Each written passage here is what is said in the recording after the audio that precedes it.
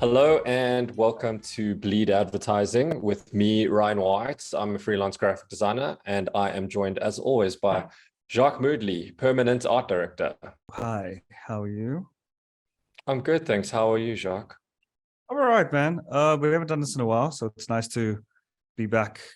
Oh, it's nice to see you, obviously. If we're looking back at last year, towards the end of last year, we had Naledi Manama on the show. We had Shane Newman. Any highlights from those episodes?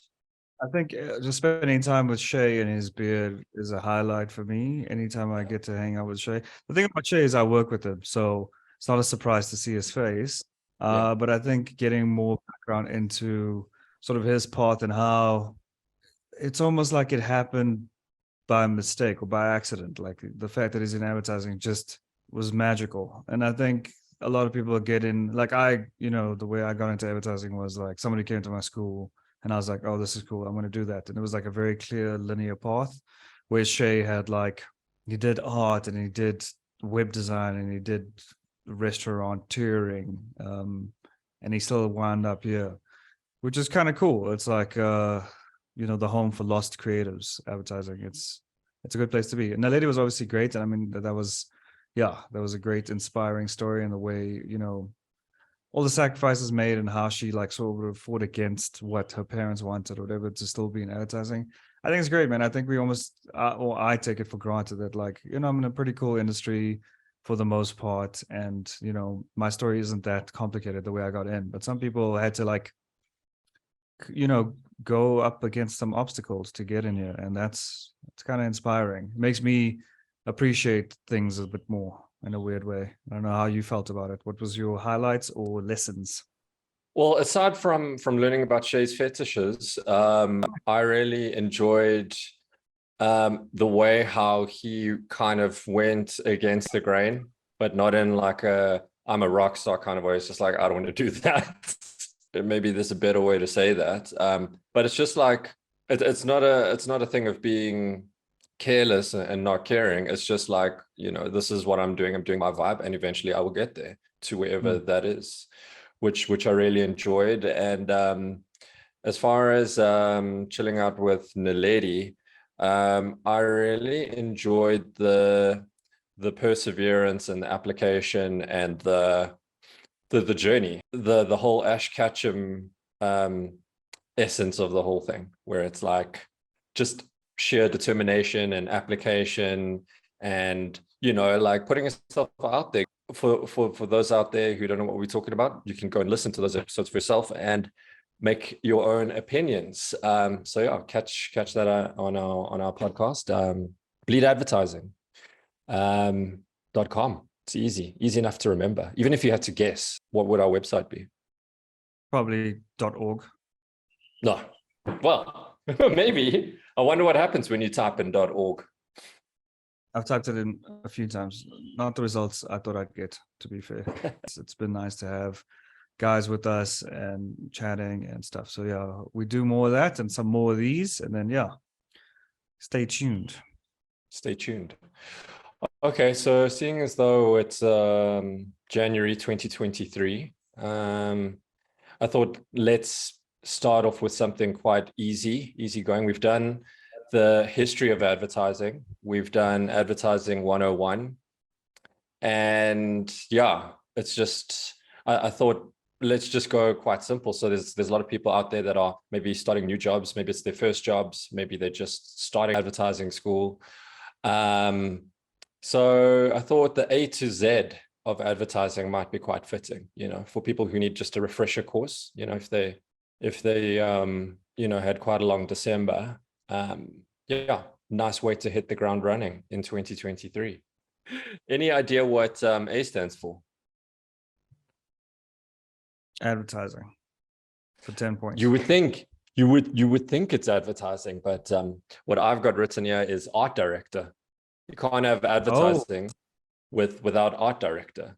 I mean, I could have gone account management. I could have gone lots of different ways, but I could have gone Apple,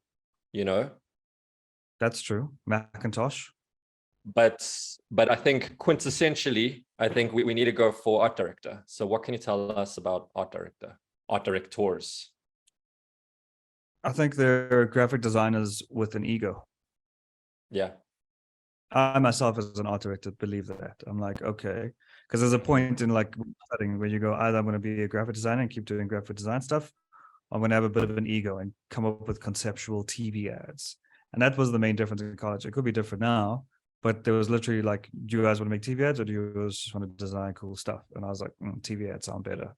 So I went Yeah. that way because of ego. Because I was like, oh, I want to be the guy that made that ad that people go, oh, that did you see that ad? And my first ad was a protest ad, and everybody's like, oh, did you see that ad? So that's an art. Yeah, I think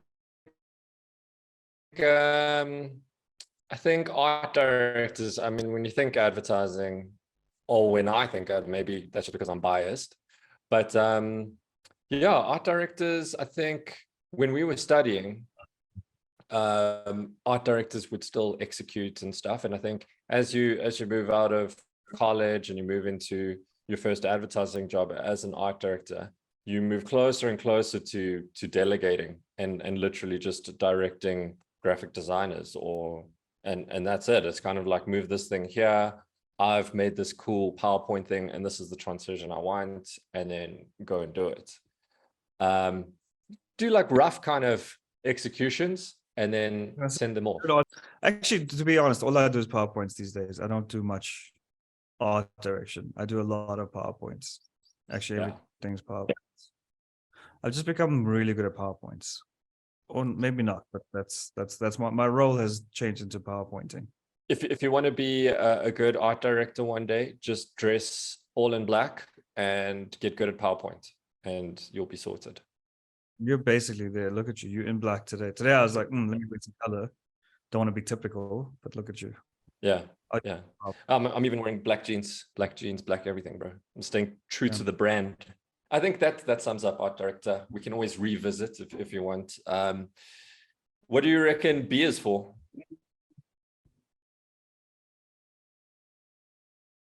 Bullshit? No. Bleed? No. Briefs. There we go. B is for briefs. Can't be in advertising without a good pair of underwear. That's true. I'm more of a tanga man myself. You know, it's just the strap. I would love anyone that is listening to this and they wear tangas. Please tell me why. I've never understood the tanga. Have you seen the one where it's just like you say, the tanga strap around the waist, and then there's two straps that just support the butt cheeks. So the butt cheeks are like completely exposed, but there's just two straps that go under the butt cheeks to kind of plump them up a little bit. And then there's fabric around the crotch area. What's that now? Is that not a sports underwear? Is that not for like, I only see that in college football. You know, when in the change room is with the chaps out. Isn't it that a chaps? It's always the butt cheeks are out, and I'm like, this must be a sport thing because I've only ever seen it in sports. Like, but it's become fashionable now. So yes, I think before it was originally designed for sports, but it's become quite fashionable now. So guys are rocking the chapless, or is a chap full underwear. So like basically the exposed butt cheek strap underwear. But what's the point? Like, is the thing like you can have a poo without underwear? Because let me tell you the thing about poos is like, if you're gonna have a poo, pee's gonna come out. So either way, you have to take a few away. So if your plan was to like save some time by going straight to poo town without pulling down, you're mistaken. I think it's the straps that go under the cheek to kind of push them up so you get a nicer shape. I think it's that, and maybe it's just less fabric. So maybe you just it feels nicer when you're walking around the house in your underwear. You get that nice breeze. Yeah, especially in like denim jeans. It's just like, oof, feel that. Yeah, Levi Strauss across your cheeks. Today's sponsor is chapless underwear, chapful underwear. Whatever. What is a chap even? Okay, so let's talk about briefs, actual briefs. Oh yeah, briefs. Yes, briefs are cool. Briefs tell you what you're supposed to do, allegedly. But you know, some briefs are good, some briefs are bad. Some briefs are 4 lines long. Those are my favorite. Some briefs are 4 pages long. Yeah. I think the longer the brief, the probably the worse it is. It's like a very clear brief. Make this logo bigger on this layout. Do up to this size and this size and this size. Or like create a Yeah. concept that'll shift the thing and become viral. Those are my favorite briefs where they're like, make this viral on the brief. You're like, Yeah. sure, it's my viral button. I mean, somebody quite wise, intelligent, and quite handsome once said, a brief is like a bad 90s movie. I don't know if you've ever heard of this saying. No, but it sounds like some nonsense someone would say. I think you said it on this podcast, actually. Well, we was like, I don't believe half the shit I say. What was... It's actually a title of one of our podcast episodes.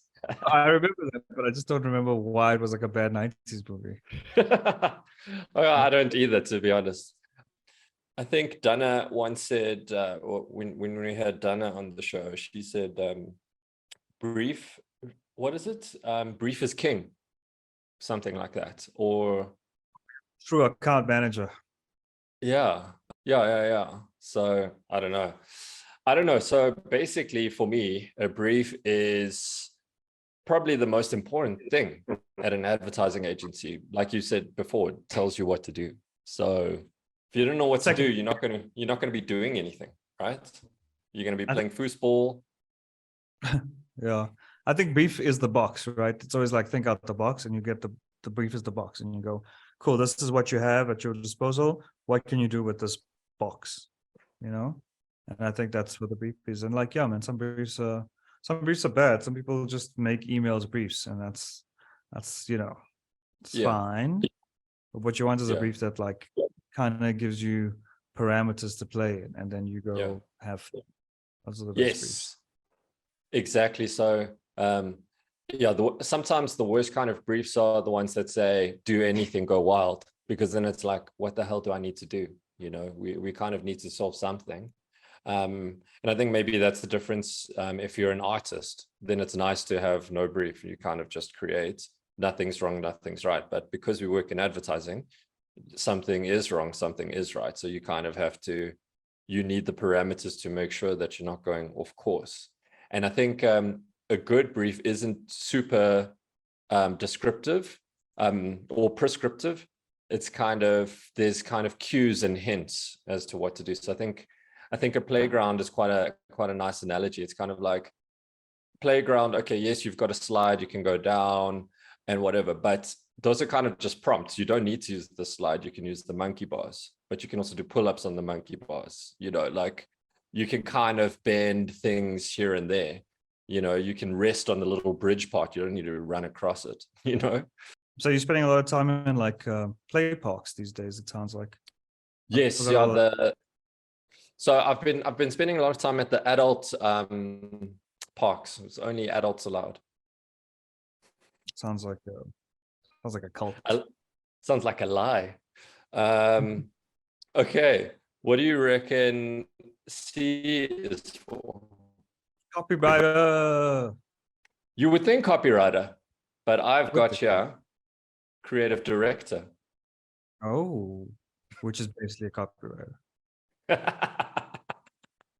Why is it that copywriter gets promoted to CD quicker? Just because they're seen more as more conceptual. I always found that weird. Like there's always more copywriter CDs than any other CDs. I think because they have more time. You know, they're not waiting for files to be rendered, so they can spend a lot more time schmoozing with the creative directors and the account managers. And then when it comes to peer review time, they've established all those relationships because they weren't waiting for, you know, insufficient RAM things and like Wheel of Death to kind of pass. PowerPoint crashing. Exactly. That's so they've been sipping cortados with the MDs. Honestly, if I could go back, and the funny thing is I do a lot of writing, but if I could go back in my career, there was a point where I was at Hunts and they wanted to make me a copywriter because I was paired with Graham van Jaarsveld, who's an incredible art director. But we were 2 art directors in the team, and they were like, we can't hire anyone else. Just become a copywriter. And I was like, nah, fuck that. I'd be an art director, and then I went to Y&R.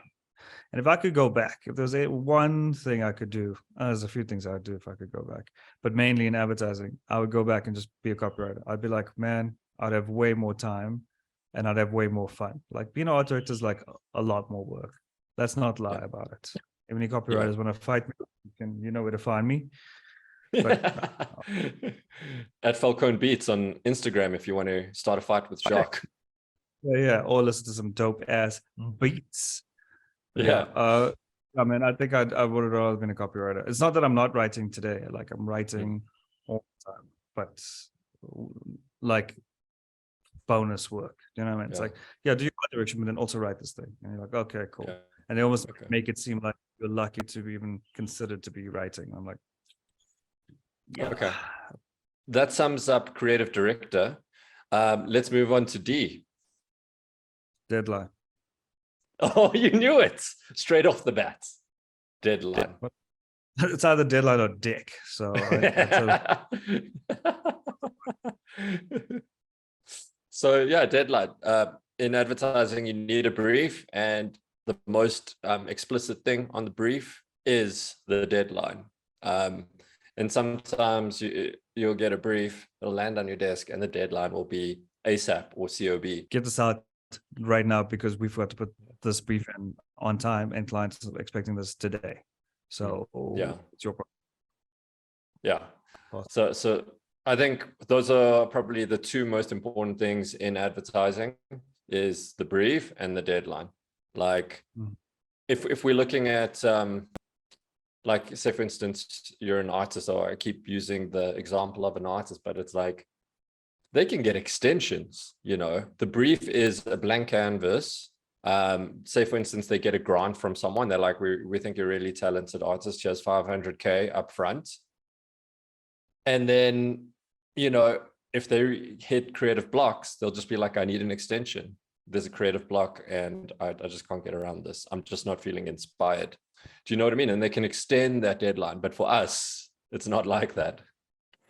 Yeah, but I mean, they also like don't have print production companies that need like 3-week lead times, or they don't have like a TVC spot booked for this date. Do you know what I mean? So they can like really push the boundaries of time. Whereas before they put the brief in, clients already booked the space, right? They've already booked like this they've already booked this TV spot has to go on the 28th of February. It has to be out. And then you get the briefed on the 1st of February, and they're like, there you go, figure it out. But what do you think E is for? Eccentric. E is for extension. And I think we dealt with that in the previous letter, deadlines. As kind of urgent as the deadline is, it depends. Someone out there gets to decide if a deadline gets extended. So you don't want to play with the deadline, because sometimes it can cost you a job if you don't meet the deadline, or not cost you a job, but you'll be made to feel like shit for years if you miss a deadline. But sometimes miraculously, I've worked on projects where it's like, we need this, scrambling to get it out at the 11th hour, and then somebody walks into the room and they're like, oh no, don't worry about this thing, we can send it like in 2 months time, man, it's fine. And you just be like, what were we doing for the past 24 hours? But also like sometimes you get and again, it's account management. We're not shitting on account management, but sometimes you get those account managers that also like put in deadlines that they've made up just so they can get the stuff out quicker, so they can nice them more. They're like, oh, this guy gets out stuff real quick for me, or this person.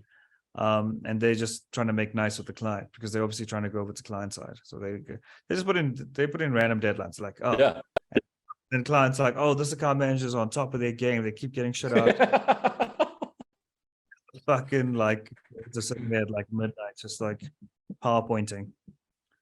So you also get that. Yeah, I think extensions, deadline extensions. Oh, go ahead. Do you want to say something? I was just saying, I'm sounding very negative. Sorry. Yeah, our management's the best. What do you reckon F is for? I'm probably gonna go fuck's sakes, but it's probably something like, I don't know, finished. I don't know. You're looking at it. You're looking at it, bro.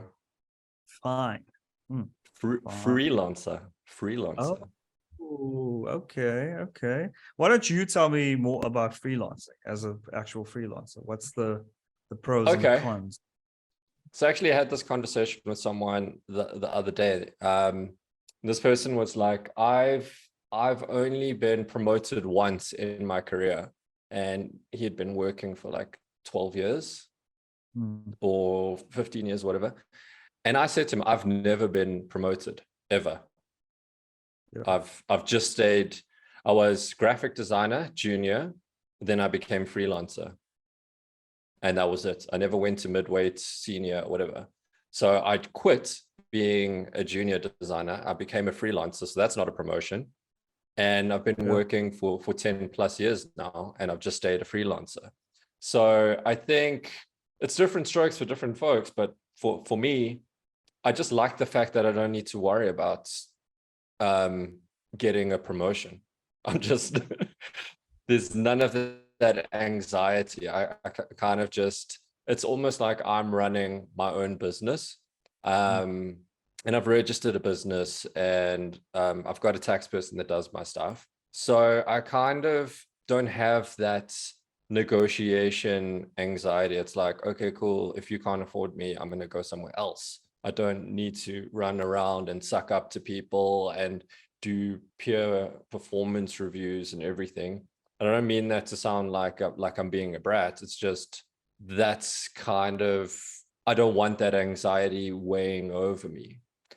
And like, I kind of don't want to be part of that system, because that requires time and energy. It's not because I don't like it. I don't like it, but the thing is, what outweighs me not liking that is the fact that I can use the time from like and saying the right thing on a peer performance review.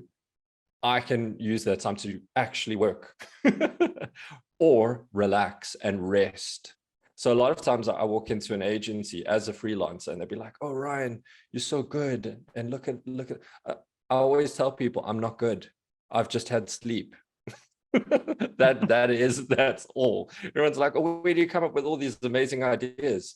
I'm well rested, Yeah. and that's basically the difference. And I mean, you've seen it sometimes when freelancers come in, you'll be like, dude, where do you get your energy from? It's just, I've been unemployed for the last month because I'm in between contracts. So I've just been chilling. I think with the benefit of freelancers, you guys also don't like get involved.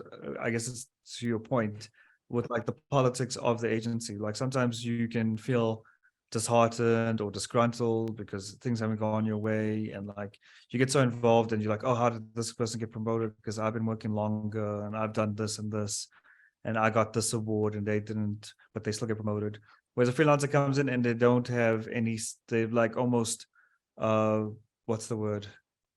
Blind to the fact of like all the like politics up and down the agency, like how, the way the power dynamics work. They just kind of come in, get the shit done and go off. And I like that. I like the not being tethered to like the issues in the agency, because every agency, as much as every agency is trying to build this like family environment or whatever, there's lots of disgruntled people. There's lots of people who feel like they should be in a different position. There's lots of people who feel like they should get paid more. There's lots of people who, there's lots of like politics. You come in, you say my rate is XYZ, they pay you your rate, the taxman takes 25% or whatever it is, and then you move on with your life. Whereas with like, as a permanent person, you're just like, ugh. And then you're like, yeah, you're trying to get a promotion, or you're trying to like not schmooze up to like the CD or whatever, but you're trying to like also play nice with them. And then you have to like go to these like after works drinks and stuff to like, play the game. You also don't have to do any of that. You make a good name for yourself. I was a freelancer for like 1 month, and I made a good name for myself. And it got me a permanent job at another place. But because the place I freelanced at, everyone's like, oh, Jacque's good. He did this well. He was quick, whatever. And then someone who went to ECD, that agency where I was freelancing, tried to get me in as a freelancer again, and I had a permanent job at that point. And then they went to another agency and they got me as a permanent person there. And literally because I did like a good job for a month. And I was doing like Fiat brochures or something very simple. And they were like, cool. And I was like, oh man. And I wanted to continue being a freelancer, but then, I had a kid. And I was like, I need permanent every month because I need to pay for shit. That's my freelance thing. But yeah, I would do it because you're not involved in the politics. Your money's money, but you have to like save. And I'm not like the best at saving. So you have to be like actually a little bit more smart. So, Jacque, what do you reckon G is for?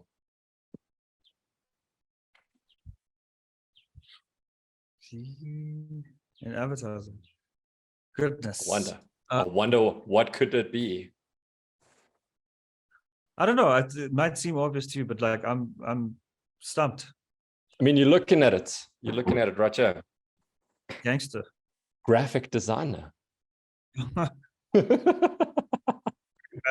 would lose at advertising. What do you call it? It's like thing. Pop quiz. Pop quiz.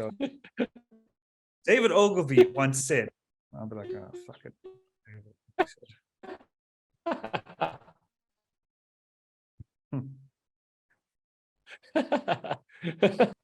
Another name of one of our episodes. Okay, graphic designer, bro. You dabble in the graphics. I don't know, man. I think what made me not want to be a graphic designer was packaging. I hate the packaging. When I started it, I was just like, I'm not good at packaging. I just don't think 3D. I think that's my biggest problem. I'm like, I know you design it flat and then it comes out 3D, but like graphic designers just happen to see things from like all different angles. And I don't think I have that particular set of skills. So yeah, I think graphic designers are a special bunch. They just really get into like the minutiae of things. They really like, I've seen like, we got some good graphic designers where I work and they like, Sienna, for instance, they like take a letter, like a simple letter, like they'll take the letter G and then they're like, have all these different variations of what the G could be like and how you could manipulate the G and you break it down into this thing and the ascender and the descender and this thing and they strike through it and I'm like, I don't have. There's something about graphic design is a bit crazy. They're like straight up, but in a good way. They're like the good. They're like persistent and they like keep like breaking something down and pulling it apart and stretching it. And I think that's like, it's impressive, but I don't have it. Like you either have that like energy or you don't. And like, you do graphic design as an art director, obviously at some point, but I don't think to the degree that like a proper graphic designer does. And they like colors. They're like, look at 17 different colors and the combinations of these colors together. And I'm like, I don't care that much. Yeah. And let me write TV out. So I don't know. The graphic designers, I respect graphic. I know what you mean. You can tell you're like, shit, this person is really good at what they do. And it's impressive. It is impressive. And I agree with you. It's a different way of thinking. And I am a graphic designer by trade. But I know exactly what you mean. You walk into a room filled with graphic designers, it is intimidating. Because I think if you walk into a room filled with art directors and copywriters, soon enough, you're going to find like an inside joke, like a series you watched, and you're going to get into a playful debate on which Marvel character is better, and then that's kind of like, ha, ha, ha. You walk into a room filled with graphic designers and you're trying to debate kerning techniques and spacing and how far a descender or an ascender should go. And it should never go past that limit or whatever the thing is. It could get violent. But like, oh, but this is definitely Bauhaus style. And we try romantic art deco. And you're like, what the fuck are you talking about? Do you know what I mean? It's always just like really crazy, like references that they have. This is like Annie. I know she's a photographer, but like, they'll like reference some random graphic designer from the 60s that worked at the New York Times, and they're like, we're really trying to make it look like the style of this thing. You're like, who the fuck is this? Like, how do you know this stuff? I don't know, man. Graphic designers, I don't know what they spend their time. Those guys don't sleep. If anybody doesn't sleep in an agency. and it's like just to be clear, we're not shit talking graphic designers. It's more coming from a place of respect. And I think that's why I'm a freelancer and I'm a bit of a hybrid, because I do a bit of art direction as well.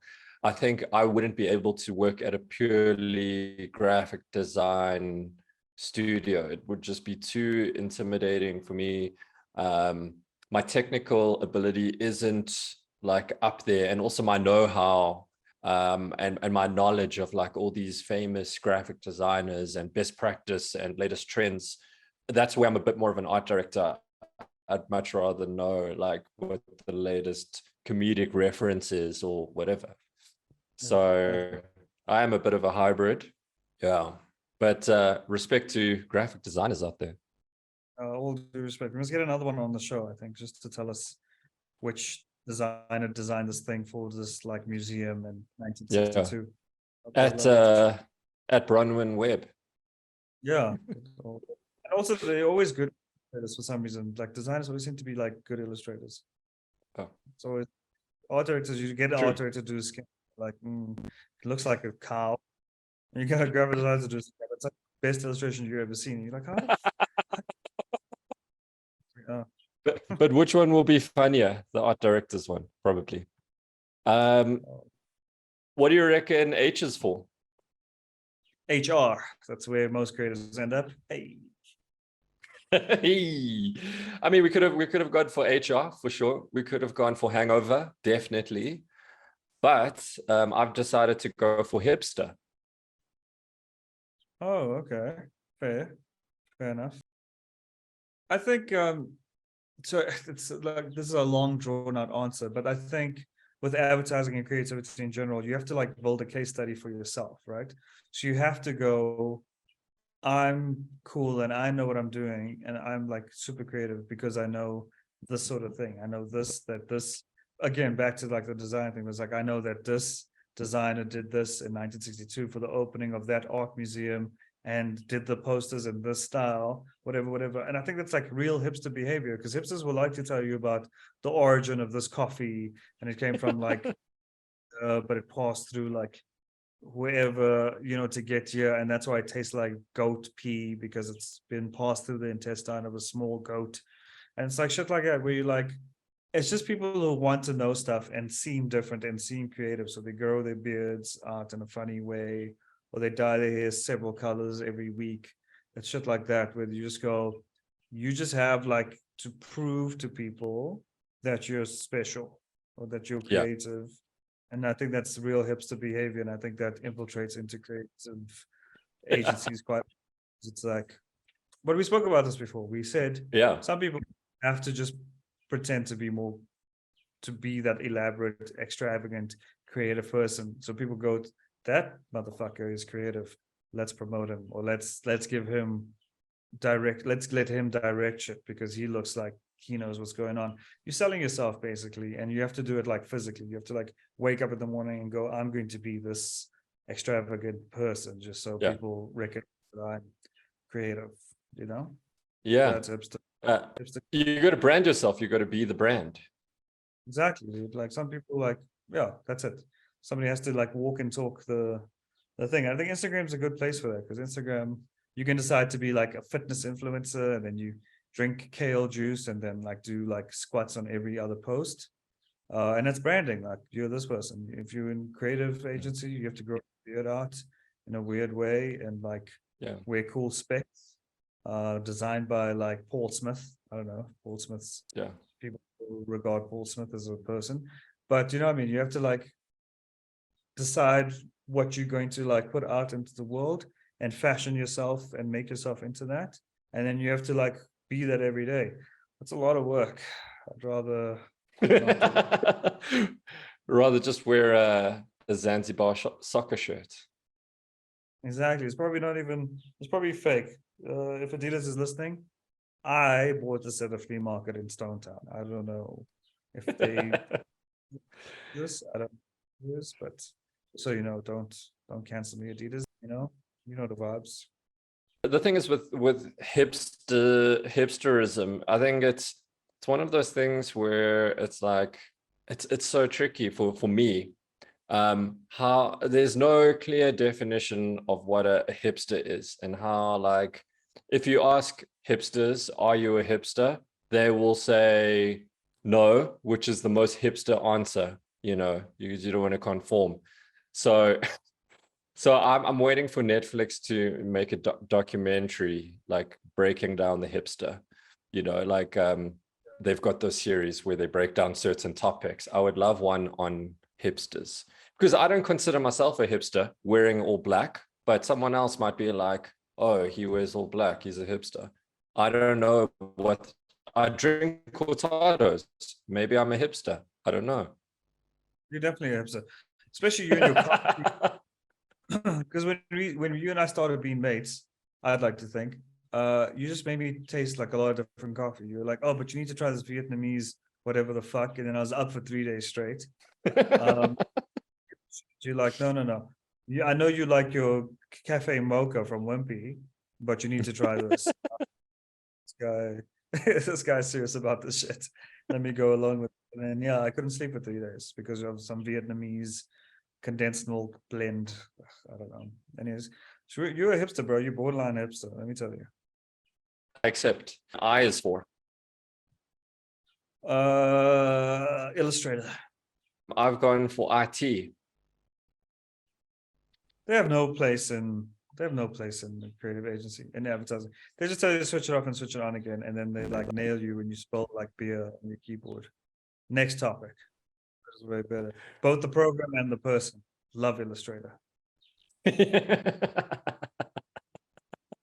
Okay. The weird thing is, like you mentioned before about illustrators, it's kind of like it's seldom that we always outsource to a professional illustrator. No, they're not going to pay you twice, right? So why would we hire illustrators? They pay us for our art direction, but they're not going to pay us to illustrate as well, because then they like getting it for free. So then you go, fuck that. Let me get Rexo or someone to like illustrate rather, so at least they can get a check, because you're not going to get that check. So that's why you hire a lot of art directors or designers can illustrate, but they're like, fuck that. Also, it takes time because you've got all these deadlines coming in. Now you must like now work after hours to also illustrate for this thing you're working on. Fuck that. That's a good point. Get them to open Illustrator. Okay, should we do one more? So what do you reckon J is for? Jacque, obviously, the best. It's Jacque Falcone, Jacque Christopher Moodley. That's what it stands for. No, okay. So what do you reckon J? J is an obvious one, bro. Jargon. Job bag. What can you tell us about job bags? The same as briefs, pretty much. It's just the thing that the brief comes on. It's the delivery mechanic. It's the outdated system of delivering a brief, because everything's digital and over email, especially after COVID. To be honest, I haven't seen a job bag in a while, but I miss them. Those manila envelopes just stacked and stacked with reams of paper of different client wishes and expectations. I love a job bag. I think it's like such an iconic telegraphing like system of what advertising represents. I love job bags. They're the best. I can smell them. You know when you say job bag, it's this. Hold on a second. I've got an example. But consider this, but like a bit smaller. It's basically one of these, right? It's this. It's a big vanilla with like lots of shit written on it, with like pieces of paper stuck to it, and inside is like stuff. It's a job bag. It's my favorite. Rest in peace, job bags. It's all going to be digital now. I think they should, like on these new job ticketing systems, they should have like a skin where you still receive like a little job bag.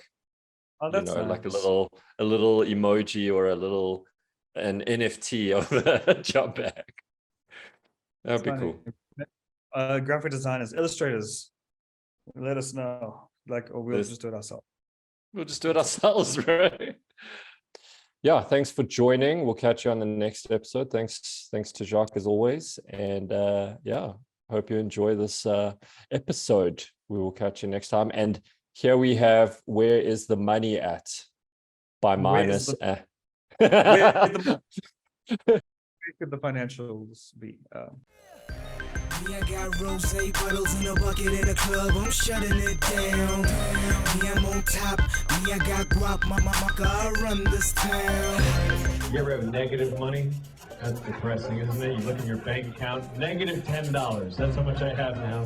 Negative 10. That means I don't even have no money now.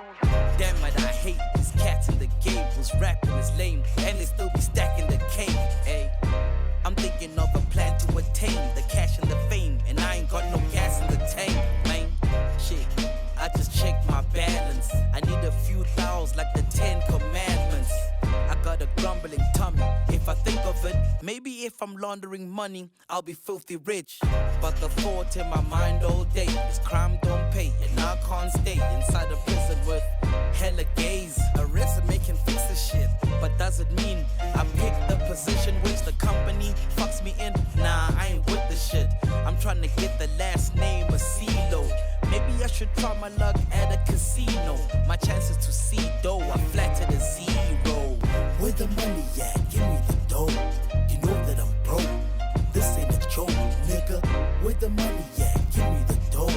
You know that I'm broke. This ain't a joke, nigga. Where the money at? Where the money at? Where the money at? Where the money at? Where the money at? Where the money at? Where the money at? Where the money at? Okay, I got it. I should start a fake ministry. Become a fake pastor. Pay actors little fees. Perform miracles. And eventually, I will get the cheese from the type of money that they giving me. One problem. What? When I rest in peace, I'll be swimming deep in misery. With demons be for eternity. It ain't worth it. The devil can't purchase my soul. No, and that remains certain. So scrap that, cause it ain't working. Or should I give my money to a forex trader who can get on the market and start to make some loot? Oh, sorry, didn't see you there. You know, sometimes you get stuck in the rat race and there's no way to find the cheese. Lucky for you, you've met me. It's Issy. They call me Issy, you know, Ismail, easy for short, because it's easy to make money with me. All you need to do, log onto my platform, fufuforex.com. Fufu stands for, it's an acronym, I'll explain it later. But all you need to do, log onto my platform, make it super easy for you to invest, you know, dollar bills, Australian bills, Nigerian dollar bills, lots of dollar bills, all over the world. Just come to fufuforex.com. Fufu for us, fuck you. Okay, thanks, easy out. Make profits, but stop it, let's face the truth. Those guys are nothing but frauds in a tailored suit. I'm dried up, trying to get to the screen. Fuck that, I'm plotting out a pyramid scheme. Where the money at? Give me the dough. You know that I'm broke. This ain't a joke, nigga. Where the money at? Give me the dough. You know that I'm broke. This ain't a joke, nigga. Where the money at? Where the money at? Where the money at? Where the money at? Where the money at? Where the money at? Where the money at? Where the money at? So I ain't laughing, yo, all the way to the bank. I need that radical, economical change. Any suggestions? I got an open mind, and it's depressing. I got a broken ride, which I can't fix. When I swipe, my dough declines. Shit, I should go on the grind. Be a drug dealer, coke lines are overpriced. Who am I kidding? I'll get high on my own supply. Or should I smuggle it, get it across? Hell no. Have you ever seen banged up abroad? Huh? Or maybe I should let the numbers be my way in by playing the lottery. But if I think of what my chances be of getting those numbers chronologically, this only leaves me with one choice. Run up in a record label, make them sign me at gunpoint.